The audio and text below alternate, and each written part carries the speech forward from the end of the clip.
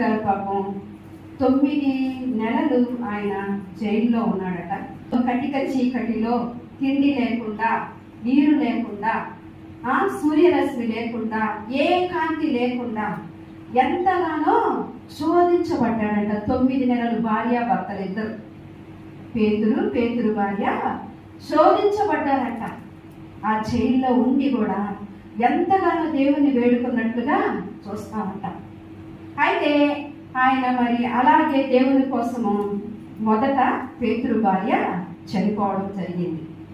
భార్య చనిపోయిన తర్వాత పేతురు గారు తలక్రిందులుగా సిలువ వేయబడ్డాడు. అయితే ఆయన క్రీస్తు శకం 68వ సంవత్సరంలో తలక్రిందులుగా సిలువ వేయబడ్డాడట.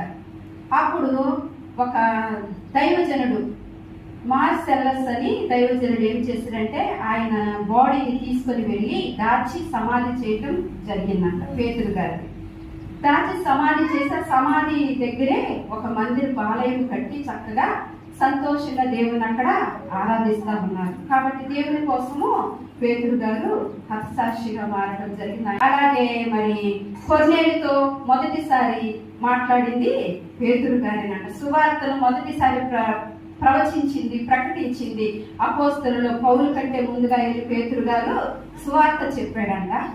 అనేక అద్భుత కార్యాలు జరిగినాయి.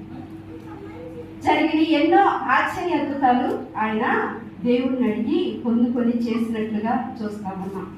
అయితే మరి పౌలు గారు కూడా చెప్తాడు కదా, వాళ్ళిద్దరిని భార్యాభర్తల్ని పొగుడుతాడు పౌలు గారు. నాకంటే ముందుగా సువార్త ప్రకటించిన వారు వీళ్ళని, వీళ్ళు అలుపు ఎరగని యోధులు అని పౌలు భక్తుడు కూడా వీళ్ళ గురించి సాక్ష్యం చెప్తారంట. ఎంత గొప్ప సంగతి చూడండి.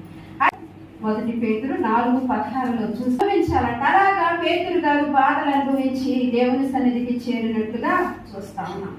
కాబట్టి ఇక్కడ ఏంటంటే పేతురు ప్రభు వారితో 3.5 సంవత్సరమే కలిసి పరిచర్య చేశాడంట. 3.5 సంవత్సరమే యేసు ప్రభుతో తిరిగిన వ్యక్తి ఈ పేతురు.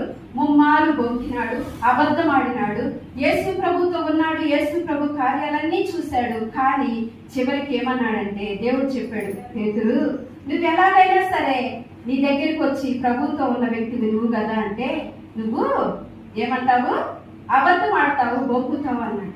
చావాల్సిన స్థితి వచ్చినా గానీ చూడండి ఏం చెప్తుంది. ఫస్ట్ ఏం చెప్పింది దేవునికి, అయ్యా నా చావు వచ్చినా చెప్పనన్న నోరు. తర్వాత ఏం చెప్తుంది, చావు రాకముందే చెప్తుంది, అయ్యా ఆ యేసు ప్రభు అసలు ఎవరో నాకు తెలియదు అయ్యా. కోడి గ్యారెంటీగా కూసిద్దని చెప్పినట్టుగా 3 సార్లు కూడా అబద్ధం ఆడటం జరిగింది.